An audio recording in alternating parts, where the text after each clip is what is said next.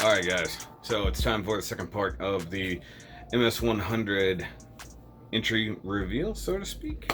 And of course this is going to be the advanced category. Now this one was a little bit interesting this year. One, we had some repeats, which is cool. A lot of new entries as well. But also the fact that some people entered the advanced and actually got bumped down, but also people entered intermediate and got bumped up. There's a couple instances of that where just the work done really was overqualified for intermediate and just got bumped up. So that's that. I know that at least one person pointed out, like, hey, I entered intermediate. Where's my build? Just here, today. So once again, gonna go over it, and I got my notes, and if nothing else, I'll be looking at the photos live with my cool, nice recording that I've got going on here. So let's just get to these awesome advanced builds. And yes, I want to say advanced. Yeah. And first up in the advanced builds is actually the final one that we received, and in fact, he tried to enter this in the intermediate category. This is Gordon's build, which, as we know, also kind of won everything. But this is a pink Zaku. It is the one from Seed, the Zaku Warrior, and he did a number on it. Let's just be honest here. Weathering, aging, shading, battle damage, things like that. Now, for some reason, I don't seem to have that many pictures of it. I don't know if there aren't that many, or if it was another one of those deals where it was kind of like I had the wrong kind of files. I'm not sure. Now, I know he's done another one very similar to this. In fact, may have borrowed some parts from this build to build another one after the fact. So there's that, but this was a really good job. But obviously, with the detail work and everything like that, we actually voted for it to be bumped up to advanced. So it's another one of those cases where he shot low, but actually overshot. Now, the next one that got bumped up is from, I think it's at least K-Moten, sorry if I got your name wrong. And it's an interesting combination of the 1/100 Vidar and the Sandrock. Now, he entered for intermediate, but became very apparent that this thing was not an intermediate build for the sheer fact that there's a ton of scratch building. I mean, you saw it there. A freaking wired tail, custom armor all over this thing. Changing up the head. It's a really cool color scheme. I like the blue and the orange and the gray. It looks really awesome. And the funny part is I didn't even know it was hand painted. Look at this, even made custom blades. Like, what even is this, dude? Like, it's even custom guns. Even custom bladed guns using the Vidar's pistols. Like, it's really, really crazy the amount of work he did. And the only real criticism I have is the pictures kind of suck. Now, I know you had to send them a different way than you did originally. It's like they're a little bit low res or a little bit grainy, or maybe it's just a little too dark. I can't tell, but either way, the details are nuts on this thing. From the weapons to everything else. I don't even know where to start, but yeah, you got bumped up. And just... It was an unexpected one for sure. I like the details of works of it. I love the wired tail for it, the custom little kind of claw in the back. That's really, really cool. And just, I didn't even realize I'm going through. I'm like, okay, so there's these kind of swords, at least the normal heat shuttles from Sandrock. And then, oh, hey, there's these other blades. Oh, and hey, here's these translucent blades. Oh, here's a couple custom, here's a whole custom rifle. Like, okay, this is why you were pushed into advanced. That's why, you know, you weren't in the intermediate show, because as it went, your customization was way beyond. So, if you were wondering, that's where it was. So, the number of pictures, the quality of the pictures is what kept you down, but the work itself is really, really awesome. And now we have another friend of mine, of course, Rodimus13, who entered Advanced for the first time this year with a Gem Sniper 2. And if you've been following his YouTube page, you'll see that he's been posting update videos as he went. Now, he did a very interesting, I think he called it Lonely Star or Lone Star Sniper. I forgot exactly what it is. Sorry, man. And then, yeah. So I'm definitely familiar with Thomas's work. I will say his weathering has definitely gotten better. He did try his hand at diorama building with this nice foam brick. Unfortunately, the only foam he had was this really strange... It was not... The foam he had was definitely not made for this. The funny thing is, after he ended up painting it a lot, it did end up looking like sand and rock a bit, but the textures were just kind of one way. As for the build itself, it's fine. Even did a little custom sort of star there by doing some interesting masking. So, I mean, the only real thing that I can criticize about his is that just he always has a problem with smoothing the paint, though this is an improvement. Detail work is there. I just kind of wish it was like a little bit more. Like the diorama is fine, and of course that does qualify him for advanced. But also there's comparatively less pictures than the last time he participated. He did try to paint a minifig. It didn't come out that well, just a whole lot of brown going on, but it is what it is. And see, like, the outdoor photos he took with the thing actually ended up coming out really, really well. I kind of want more of those. Like, the ones on the set are fine, but to really bring out the personality, he only took 3 photos outside. He does have this nice poster thing at the end, which is cool. Lonely Star. I see, I got it right. But I just feel like his overall skills, and this is me being super critical of a friend of mine, and I think we all kind of felt the same, just the skill work is improved, but not necessarily on the advanced level. So as it was essentially just a repainted build, which would have just qualified for intermediate, but adding the diorama and stuff pushed him into advanced. And I think he would have been more comfortable and probably scored better staying in intermediate. It's kind of the same problem we had with Johnathan Gross, and I'll talk about this more later. But I appreciate that he pushed himself, and this is coming from a friend. I appreciate him pushing himself to do better, but it was a small fish, big pond situation, and he tried hard. But I think he would have been better off in intermediate with the same skills. Like I said, he has shown marked improvement, especially in weathering. You know, he and I have done weathering stuff together, and also he's just been playing around with it for a while. So maybe more customization in the future. I know he's capable of it, and I feel like he rushed a little bit with the diorama and shortchanged himself on the pictures. But I mean, it's not like he got a bad score or anything. It's right down the middle, but it's just super outclassed in the advanced category. And it's one of those things you really got to pay attention to when you are picking where you're going to go. So, I mean, it's a good job, and it is an improvement. But I want him to do better at the level he's at before bumping up to another level, if that makes sense. Now, coincidentally, moving on, actually in the order of these guys came out. So this is our 3rd place winner, and it is Antonio Freitas. Tony. I'll tell you guys one thing. For the next 30 or so pictures you're going to see, I have color corrected and brightened and contrasted all of them so that you can see them.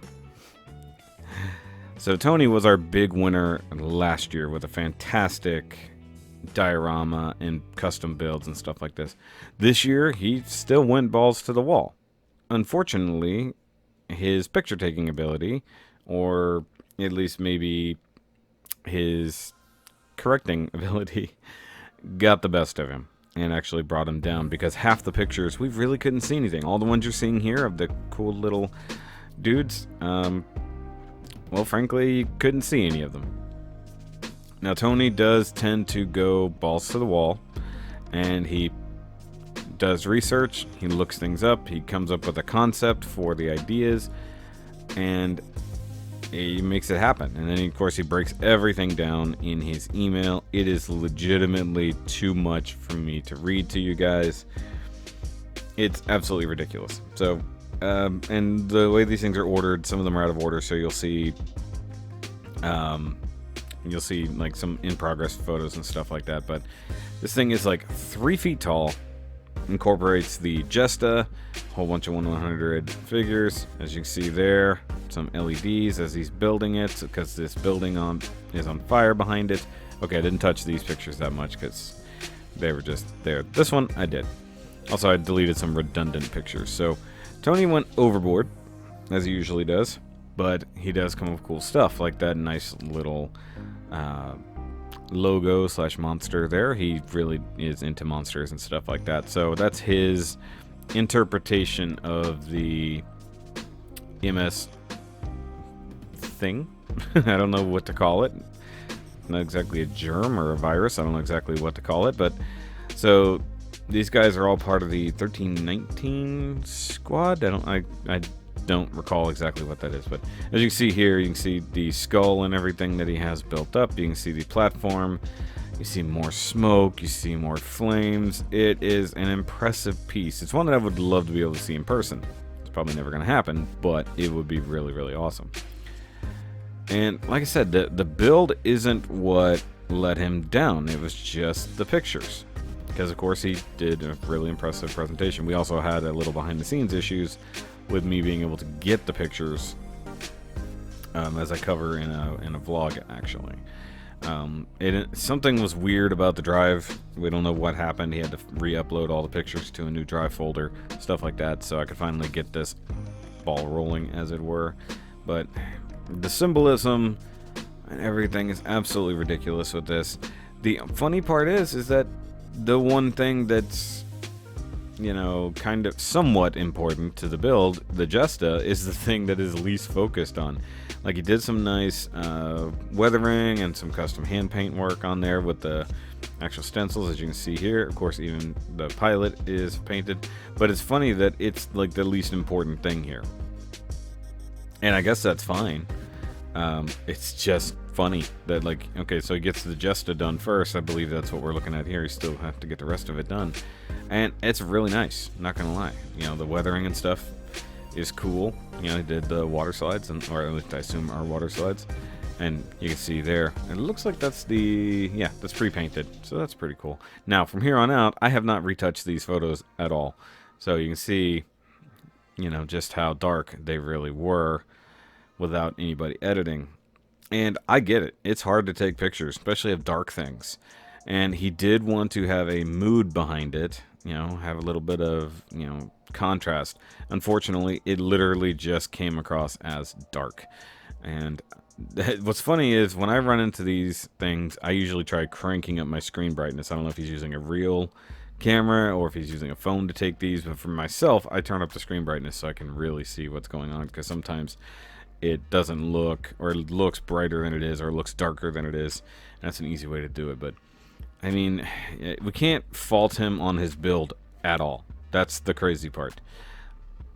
It's above and beyond. I really do believe that had the pictures been better, he would have likely won this like he did last year. Because, as you can see, just looking at the build, you know, he's got battle damage all over this Jesta. That's amazing. Detail work, otherwise, weathering. And it's just, where do you try to find fault in the build? And you can't. You just have to find fault in the presentation. That's the only weaknesses he really had. So he knows it. He's already been talked to about it, but it still got him decent place. It's just funny that that's what let him down this year when it was something that was so prevalent last year. So he's still planning on doing something really crazy by the end of the year. Can't drop any hints on that, but you know, there's some other builds coming, not necessarily for a contest, but for another thing. And here's actually his little hand-drawn, there you go, multiple sclerosis disease thing that he based his thing off here. So like I said, he really does do a lot of research. So, you know, Tony, we love you, buddy. Take better pictures next time. And now for Johnathan RG's advanced entry, also our second place winner.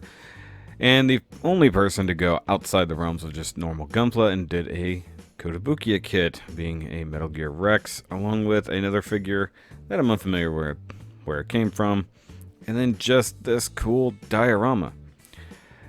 Now, what makes it stand out is just the sheer amount of detail. The shading, probably the massive amount of undercoats, the perfect decals, everything about it. Now, the only real criticism we kind of had is that it's not necessarily tied together. It does just look like three things sitting there. Now, he did say it's supposed to be like a race team, and that's a cool idea. I just wish there was something other than the colors and design, stuff like that, tying them together, that the story was a little bit more apparent as to what's going on. The work alone is absolutely fantastic. Don't get me wrong. Of course, being a very fixed diorama, pose is about as good as you can get it, just to make it look dynamic, like something's happening. So that's one of the few things where we kind of have to knock him. The actual build quality is beyond, with the exception of maybe some of the hand painting on the female figure. Like, just, it's hard to get around the edges of buttons and stuff like that. It's too good. It's too good, and like, it was a very big competitor for first place, but obviously didn't quite get there because our actual first place was ridiculous. But this is something I want to talk about in final thoughts at the end. Last up is the final thing from Gordon's build, and a very, very different thing from his previous build. A super customized Asteroid D, otherwise known as like Demon Astray or Astray Oni. There's not a lot that can be said about this that hasn't been said. It's absurdly good. The only thing that I don't understand is why he used clear plastics to build it instead of styrene. I guess thickness is what he was going for. Textures, paint colors, sheer amount of scratch building, including the diorama. I mean, holy crap, dude. It's just ridiculous. I mean, he made the skirt, he made the armor for the things, he gave it a hammered look, you know, added chains to the arms, built everything. I do want to know how he did the kind of temple or Japanese house. Here you can see some in progress photos. Yeah, none of these are in order. It's really kind of weird. So he's shaping it using a Dremel tool, which, you know, wear gloves. It's better for your skin. Just the way, nice white cliffs hanging out the back. It's absurd. This looks like a cake, if I'm honest. It looks really good. It just looks like a cake. There's not a lot we can say. There was almost no nitpicking. Like, we can't nitpick this. It's too good. And for him to turn around and say, yeah, I've only been really painting stuff for like a year and a half. Dude, everybody hates you now, just so you know. It's like, even Johnathan is like, dude, what the hell? And this isn't even everything, because if you go through his build logs he's been posting on Facebook, he did more stuff. Like, he made a hat originally for it, in case you wanted to go with a hat look instead of the hair. There's also, you can remove the hair in case you don't like that. Like I said, he sculpted, and I don't know if it's plaster or whatever, made this entire base. That's ridiculous. The pose is really menacing and creepy. I mean, it's not movable, but it is what it is. It does look like a spirit that was just summoned with the way the different blues fade in and out. There's, other than maybe adding LEDs, I don't know what else to do to it. It's just freaking ridiculous, dude. And I now have to talk over, I don't even know how much more time on these photos. But I think the trees are the thing that people mostly want to know. Obviously, you can make the stones and stuff like that, or you can buy them. I thought that he just used scaled, like, bonsai trees, which is what it looks like to me, but if he did otherwise, like he said, then that's fine. But it's so beyond what everybody else did. How do you even comprehend? Now, hopefully, we will be taking a look at this up close sometime soon when he can get up here. But it's such a massive transformation from the standard blue frame D to this thing. I kind of want to see a red one. Like, make another one that pops up in another spot. Something like that. I'd be down to see that. I love it. You can see how he layered the shoulder armor, and then he's making the serrated spiky edges and stuff like that. It just nuts. I don't even know. I can't say anything else about it. It's just good. It's pro. You know, if this was a GWBC or GBWC, why can't I never say that right? Entry, you know, he might actually place. I don't know. It's just that good. Now, I know he was entering it in a local contest. Seemingly something went wrong there. I don't know what happened. All I know is that at least people in this contest, once they saw this, realized, well, they didn't have much of a chance, and they're just everybody shooting for second place. So that's one of the reasons why when you build something like this, it's really hard to not show it off, because then people might actually drop out. I've seen that before, where people see the competition, so they don't try. And in the case of a charity contest like this one, you want as many entries as you can. So you don't want to scare off your competition. If nothing else, you want them to really try to compete. And this is why I was sort of criticizing, or at least making the critique of Rodimus that small fish, big pond, because this is the kind of diorama that he had to compete with, not even like the basic ones. And this is where tons of scratch building and tons of creativity, like beyond anyone else, comes into play. So, you know, this was a super difficult thing to figure out this year. I mean, the top three are all incredibly good. One is only held back by his pictures, and the other is just not as good as this. So it's like, what do you do if you're us on the judging side? You know, this is one of those things, like, how am I supposed to deal with this? Now, if he was building this for a different contest and just coincidentally entered mine because he saw it along the way, I can live with that. It was a new build. You can see there, you know, the pictures are from April, so he legit got it done then. But like I said, hopefully he and I will be able to meet up. One, need to give him his prizes because he did win top, you know, advanced and best in show, because it's crazy. And I did see the pictures online where he's showing how he scratch built the fingers to make them a little bit longer, more demony, stuff like that. Things that weren't even included in this. It's kind of crazy. Like I said, the only thing I think he could add is some electronics, some LEDs. I mean, you could add maybe a little bit of smoke or flame coming up out of the ground or something like that, if you have any idea how to do such a thing. That's my only other critique of that. And good lord, how many more pictures could there possibly be? Yes, I'm showing off all of them. I'm pretty sure some of these are repeated, but it is what it is. He did submit a ton of pictures. So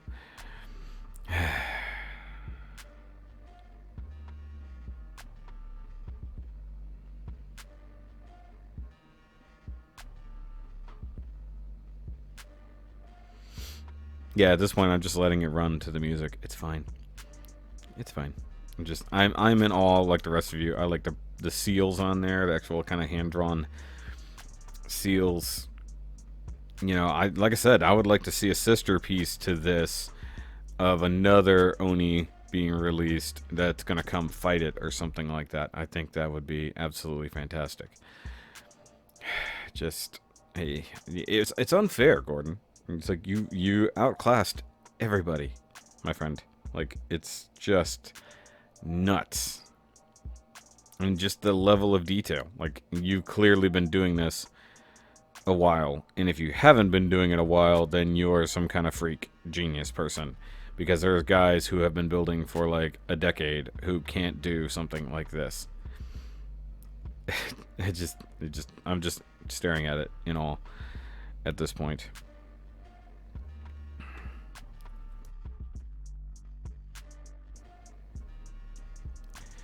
Alright guys, so kind of how I did with the other video, I'm just going to give my final thoughts on this.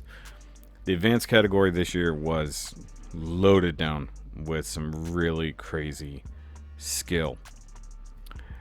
And I really wanted to bring up Johnathan RG as an interesting point, because he entered both. And then again, Gordon tried to enter both. I say tried to because he failed, technically speaking, because he entered intermediate, but then we bumped it up to advanced anyways, recognizing his skill. And that kind of brings up a point that I was talking to Eric about this morning. Why Johnathan hit Hotshot and he didn't. It kind of comes down to where you really are. There is a big difference between being an advanced level builder who's doing an intermediate versus an intermediate builder who's really good. And it's something that you just can't compete with. And I sort of talked about it earlier. It's kind of about knowing your level. And I appreciate everybody who tries to shoot higher, because you are testing yourself. You're testing your skills.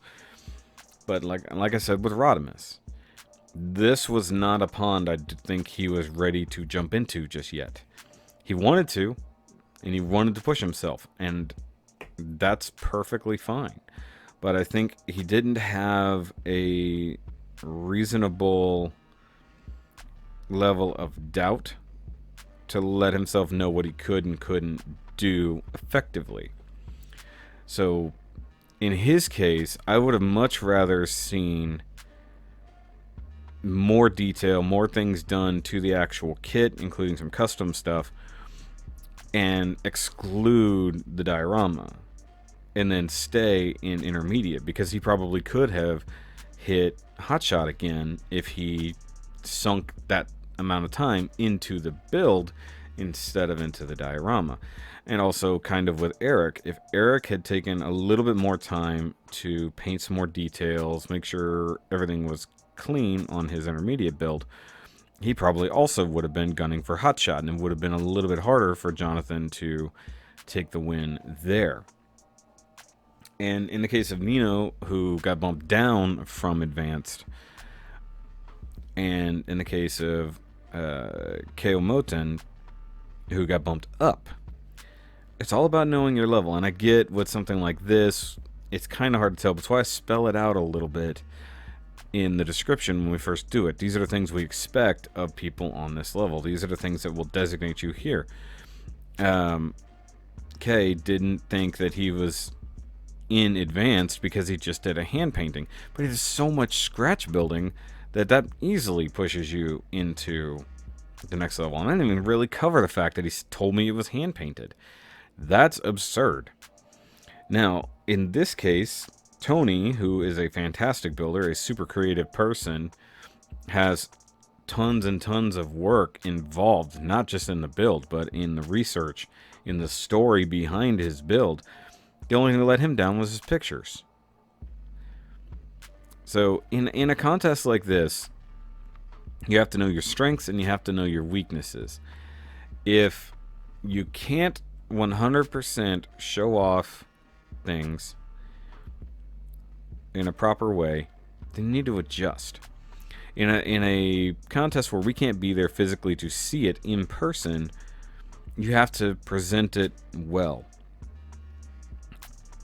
If you recognize that a weakness in your build is the fact that it's kind of stuck in one pose, then your presentation, your build quality, and your creativity need to be like off the charts, because you've got to be able to balance those things. That's why some people could have a higher score without the build itself being ridiculous. Everything else is top notch. You can get a 9 in presentation and a 7 in build quality, because like, you know, your build isn't that good. So what am I going to do? I'm going to take a ton of different pictures. I'm going to put it in different situations. I'm going to have fun with the posing, and it's just going to get my score up. And then now that we added creativity as bonus points, so the more creative you were, especially if you were customizing or if you wanted to throw it in different situations with the presentation, that now counts for at least a few extra points to try to break ties and things like that. We did have a couple ties early on that eventually did get broken, but there was a point that Johnathan, in his hotshot build, technically speaking, actually scored less than Eric. If you think about that. So Eric's build actually had more points than Johnathan, but Jonathan's build overall was definitely recognizable as above Eric's, and I know that's really strange. That's a really strange situation there. But it's one of those things that it doesn't come down to the points. Same thing with Best in Show. Best in Show isn't necessarily about the points. We look at the build as a whole, and that's where Thomas was actually nominated initially for Best in Show, but the build wasn't there as much as the presentation. And I think that that's where Gordon definitely exceeded. He definitely got further on with the build, got further on with the quality. The presentation was pretty well done. At least shown off very well, if nothing else. Backstory and stuff like that would have been fun. And then some of you guys definitely, you show the whole world that you've built with the thing, with your idea, and that's awesome. And we all definitely appreciate that. So take that into consideration the next go round, whenever that'll be, sometime next year. And I've already got an idea for something to do. I'm not going to talk about it now because I don't have a cause or anything like that. But I had an idea this morning of something to make another contest be a little bit fun. But it's going to add an extra single layer of difficulty that will have to be integrated. But I'll just leave it at that. But thanks to everybody who participated, especially the advanced builders, because none of this was easy work. Everybody pushing their skills, whether you've done something like this before or it's a brand new idea and you pushed yourself to make it happen, it is awesome. But like I said, know your strengths, know your weaknesses. If you can't get enough points in one area, try to make up the points in another, and you could technically still win even if your build itself isn't the thing that is maximizing your points. Just keep that in mind in the future, because I'm not the only one who runs contests like this.